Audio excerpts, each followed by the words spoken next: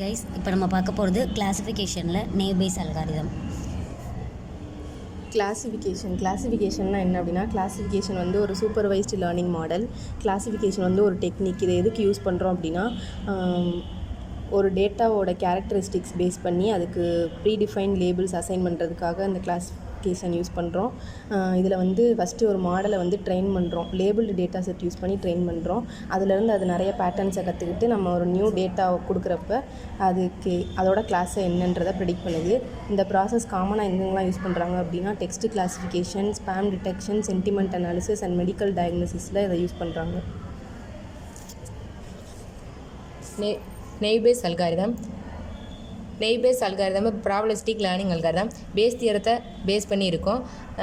18th century mathematician Thomas Bayes தான் Bayes theorem name வச்சாங்க. இதோட எல்லா ஃபீச்சரும் இண்டிபெண்ட்டாக இருக்கும். இப்போ நம்ம வந்து பேஸ் தியரம் அப்படின்னா என்னென்னு பார்ப்போம். பேஸ் தியரம் வந்து இப்போது நம்ம ஒரு ஈவெண்ட்டோட ப்ராபபிலிட்டி வந்து நம்ம கண்டுபிடிக்கணும் அப்படின்னு சொன்னால், ஆல்ரெடி அதே மாதிரி ஏதாச்சும் ஒரு ஈவெண்ட் இருக்கும், அதோட ப்ராபபிலிட்டி கண்டுபிடிச்சி வச்சுருக்கிறதுல இருந்து தான் ஒரு ஈவெண்ட்டோட நமக்கு கொடுத்துருக்க ஈவெண்ட்டோட ப்ராபபிலிட்டி வந்து நம்ம கண்டுபிடிப்போம். இப்போ இதோட ஃபார்முலா என்ன அப்படின்னு நம்ம பார்த்துட்டோம்னா, P of A given B is equal to P of B given A dot P of A divided by P of B. இதில் வந்து நம்ம P of A given B அப்படின்னா என்னென்னு பார்த்துட்டோம்னா, அது posterior probability. P of B given B வந்து likelihood probability. P of A வந்து prior probability. P of B வந்து எவிடன்ஸ் ப்ராபபிலிட்டி. இப்போ நம்ம நெக்ஸ்ட் வந்து ஒரு எக்ஸாம்பிள் பார்க்கலாம். நான் வந்து ஒரு ப்ராப்ளம் நான் இங்கே வந்து கொடுத்துருக்கேன். கிளாஸ் லேபிள் நான் என்னென்ன வச்சுருக்கேன் அப்படின்னு சொன்னால், ஃபிஷ், அனிமல், பேர்ட் அப்படின்னு சொல்லிட்டு 3 கிளாஸ் லேபிள் வச்சுருக்கேன். இதுக்கு வந்து நான் என்ன ஃபீச்சர்ஸ்லாம் கொடுத்துருக்கேன்னா, ஸ்விம், ஃப்ளை, க்ரால் அப்படின்னு சொல்லிட்டு 3 ஃபீச்சர்ஸ் கொடுத்துருக்கேன். அந்த ஸ்விம்லையும் வந்து ஃபாஸ்ட்டு, ஸ்லோ, நோ அப்படின்னு 3 சப் ஃபீச்சர்ஸ் கொடுத்துருக்கேன். ஃப்ளையில் வந்து லாங், ஷார்ட், ரேர்லி, நோ அப்படின்னு 4 சப் ஃபீச்சர்ஸ் கொடுத்துருக்கேன். க்ராலில் வந்து எஸ், நோ அப்படின்னு 2 சப் ஃபீச்சர்ஸ் கொடுத்துருக்கேன். இப்போ இது என்ன அப்படின்னு சொன்னால், மல்டி கிளாசிஃபையர். இப்போது என்னோட கொஷின் என்ன அப்படின்னு சொன்னால், X is equal to slow, rarely, no இப்படி எந்த கிளாஸ் லேபிள் இருக்குது அப்படின்றத கண்டுபிடிக்கிறதா என்னோட கொஷின். இதில் நம்ம நெக்ஸ்ட் பார்ப்போம். இதில் வந்து 2 இருக்குது, ட்ரைனிங் செட், டெஸ்டிங் செட்டுன்னு சொல்லிட்டு நம்ம வந்து இந்த கிளாஸ் லேபிளை கண்டுபிடிக்கிறதுக்கு ஃபஸ்ட்டு நம்ம ட்ரைனிங் செட் பார்ப்போம். ட்ரைனிங் செட்னா ஃபஸ்ட் என்னென்னா, அதில் நம்ம ஃபஸ்ட்டு ஸ்டெப் என்னென்னா ஃப்ரீக்வன்சி டேபிள் கன்ஸ்ட்ரக்ஷன் பண்ணணும். இப்போ நம்ம ஃபஸ்ட்டு 12 டேட்டா ஃபஸ்ட் லைனில் நம்ம பார்த்துருப்போம். 12 டேட்டாஸ் இருக்குது. அந்த 12 டேட்டாஸ்க்குமே நம்ம ஃப்ரீக்வன்சி டேபிள் கன்ஸ்ட்ரக்ட் பண்ணணும். ஃபஸ்ட்டு வந்து class label, animal, bird, fish அது 3யுமே தனித்தனியாக போட்டுக்கிறோம். அதுக்குரிய ஃபீச்சர்ஸ் வந்து என்னென்னக்கு, ஸ்விம், ஃப்ளை, க்ரால் அந்த 3யுமே தனியாக போடுறோம். அந்த ஸ்விம்முக்குரிய சப் ஃபீச்சர்ஸ் வந்து ஃபாஸ்ட்டு, ஸ்லோ, நோ இதையும் ஒரு காலமாக நம்ம மென்ஷன் பண்ணிவிட்டு என்ன பண்ணுறோன்னா, அனிமல், ஸ்விம், ஃபாஸ்ட்டு இந்த ஃபீச்சர்ஸ் வச்சு எந்த அனிமல் இருக்குது, ஸ்விம்மில் ஃபாஸ்ட்டாக எந்த அனிமல் இருக்குது அப்படின்றத நம்ம கவுண்ட் பண்ணுறோம், எத்தனை அனிமல் இருக்குன்னு அதை வந்து நம்ம இங்கே மென்ஷன் பண்ணிடுறோம். அடுத்து ஸ்விம் ஸ்லோவில் எத்தனை அனிமல் இருக்குது, ஸ்விம் நோவில் எத்தனை அனிமல் இருக்குது இதை வந்து நம்ம இங்கே போட்டுக்கிறோம். நெக்ஸ்ட்டு வந்து ஃப்ளை ஷார்ட்டில் எத்தனை அனிமல் இருக்குது, 0. ஃப்ளை லாங்கில் எத்தனை இருக்குது, 0. ஃப்ளை ரேர்லியில் 1. ஃப்ளை நோவில் 4. அடுத்து க்ராலில் வந்து எஸ் வந்து 2. க்ரால் நோவில் 3. இப்போ இதில் நம்ம இதுலேயுமே நம்ம பார்த்துட்டோன்னா, ஸ்விம்மில் நம்ம ஆட் பண்ணி பார்த்தோன்னா 5 வரும்.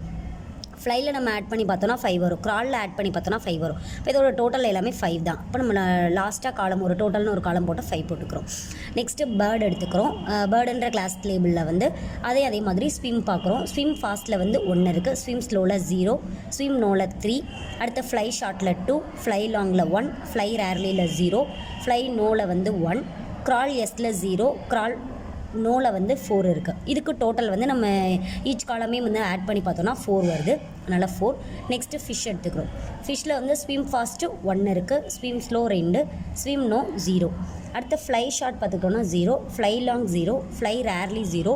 ஃப்ளை நோ வந்து 3 இருக்குது. அடுத்து க்ரால் எஸ் பார்த்தோன்னா 1. Crawl no 2.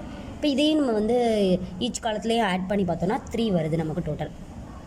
நெக்ஸ்ட்டு வந்து நம்ம இது வந்து நம்ம ஃப்ரீக்வன்சி டேபிள் கண்டுபிடிச்சிட்டோம். ஃப்ரீக்வன்சி டேபிள் கன்ஸ்ட்ரக்ட் பண்ணதுக்கப்புறம் computation of probability of each class இதுதான் செகண்ட் ஸ்டெப். இது கண்டுபிடிக்கணும். இது வந்து நம்ம எப்படி சொல்கிறோம், இந்த computation of probability of each class வந்து நம்ம சிகே அப்படின்னு டினோட் பண்ணுறோம். கே இஸ் ஈக்குவல் டு நான் 1 2 3 அப்படின்னு எடுத்துக்கிறேன். ஏன்னா நம்மளோட கிளாஸ் லேபிள் வந்து 3 வச்சிருக்கனால நான் கே இஸ் ஈக்குவல் டு 1 2 3ன்னு எடுத்துக்கிறேன். இப்போ P of CK is equal to number of samples with class divided by total number of samples அப்படின்னு எடுத்துக்கிறேன். அதாவது இப்போ நம்ம ஃபஸ்ட்டு ஃப்ரீக்வன்சி டேபிள் கன்ஸ்ட்ரக்ட் பண்ணல, லாஸ்ட் நான் டோட்டல்னு ஒரு வேல்யூ நான் மென்ஷன் பண்ணேன்ல, அதுதான் இங்கே வந்து நமக்கு number of samples with classes அப்படின்னு சொல்லிட்டு நமக்கு இருக்குது. இப்போ P of animal is equal to நான் முன்னாடி கண்டுபிடிச்சிருக்க அந்த ஃப்ரீக்வன்சி டேபிளில் டோட்டல் என்ன மென்ஷன் பண்ணியிருக்கேன், அனிமலுக்கு 5. இப்போ அதை நான் இங்கே போட்டுக்கிறேன். ஓவரால் ரோ எத்தனை இருக்குது, ரோஸ் 12 ரோஸ் இருக்குது, அப்போ 12. இப்போ அதே மாதிரி பி ஆஃப் பேர்டு வந்து நான் டோட்டல் 4 இருக்கும் ஃப்ரீக்வன்சி டேபிளில், அப்போ 4 divided by 12. P of fish வந்து 3 டிவைடட் பை 12. நம்ம நெக்ஸ்ட்டு பார்த்துக்கிட்டோன்னா தேர்ட் ஸ்டெப் என்ன, construction of conditional probability table. அதோட ஃபார்முலா வந்து P of FJ given CK is equal to P of FJ intersection CK divided by P of CK. இப்போ இது என்ன அப்படின்னு சொன்னால் இதுக்கும் அதே மாதிரி ஒரு டேபிள் நம்ம வந்து க்ரியேட் பண்ணிக்கிறோம். க்ரியேட் பண்ணிவிட்டு ஃபஸ்ட்டு நம்ம கிளாஸ் லேபிள் கொடுக்குறோம். என்னென்ன நம்ம அனிமல், பேர்டு, ஃபிஷ் இருக்க 3 கிளாஸ் லேபிளையும் நம்ம மென்ஷன் பண்ணிக்கிறோம். இதில் ஒன்றும் கிடையாது, நம்ம கண்டுபிடிச்சிருக்க ஃப்ரீக்வன்சியோட நம்ம என்ன பண்ணணும்னா டிவைடட் பை அதோட டோட்டல் மட்டும் நம்ம மென்ஷன் பண்ணிடணும். அதாவது நம்ம அங்கே ஃபஸ்ட்டு இதில் கண்டுபிடிச்சிருக்கோம்ல டோட்டல் எத்தனை ஈச் அனிமலுக்கு வந்து 5 இருக்கும், பேர்டுக்கு வந்து 4 இருக்கும், ஃபிஷ்க்கு வந்து 3 இருக்கும். இப்போ எல்லாத்துலேயுமே வந்து நம்ம டிவைடட் பை அந்த டோட்டலை மட்டும் நம்ம மென்ஷன் பண்ணோன்னா அதுதான் வந்து கண்டிஷனல் ப்ராபபிலிட்டி டேபிள் அப்படின்னு சொல்கிறாங்க. இதோட அவ்வளோதான், ட்ரைனிங் செட் ஓவர். நெக்ஸ்ட் வந்து நம்ம டெஸ்டிங் செட் பார்ப்போம். டெஸ்டிங் செட்டில் வந்து நான் இப்போ ஒரு நியூ டேட்டா எடுத்திருக்கேன். X equal to slow, rarely, no. இப்போ இந்த நியூ டேட்டாவோட கிளாஸ் என்னன்றதை நம்ம வந்து கண்டுபிடிக்க போகிறோம். ஃபஸ்ட்டு வந்து animal, P of animal given X. இப்போ இதை வந்து நான் எந்த ஃபார்முலாவில் சப்ஸ்டியூட் பண்ணியிருக்கேன் அப்படின்னா P of A given B equal to P of B given A dot P of A, அந்த ஃபார்முலாவில் சப்ஸ்டியூட் பண்ணுறேன். இப்போ P of animal given X equal to எக்ஸ்ன்றது இந்த ஸ்லோ, ரேர்லி, நோ. அப்போ P of B given A, B வந்து first ஸ்லோன்னு எடுத்துக்கிறேன், slow given animal dot P of rarely given animal dot P of no given animal dot P of A வந்து animal. So P of animal equal to P of slow given அனிமலோட probability வந்து 2/5 dot P of rarely given அனிமலோட probability 1/5 dot P of no given அனிமலோட probability 3/5 dot P of அனிமலோட probability வந்து 5/12. இது எல்லாத்தையுமே multiply பண்ணோம் அப்படின்னா 0.02 ப்ராபபிலிட்டி நம்மளுக்கு கிடைக்குது. அடுத்து வந்து பி ஆஃப் பேர்டுக்கு பார்க்குறேன்.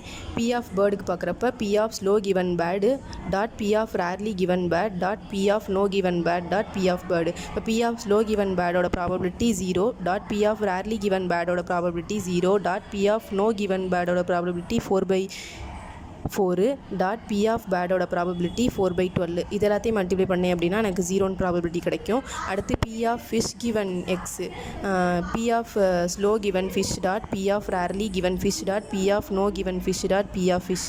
இப்போ பி ஆஃப் ஸ்லோ கிவன் ஃபிஷ்ஷோட ப்ராபபிலிட்டி 2/3. அடுத்து பி ஆஃப் ரேர்லி கிவன் ஃபிஷ்ஷோட probability 0, P of no given ஃபிஷ்ஷோட ப்ராபபிலிட்டி 2/3 டாட் பி ஆஃப் ஃபிஷ்ஷோட ப்ராபபிலிட்டி வந்து 3/12.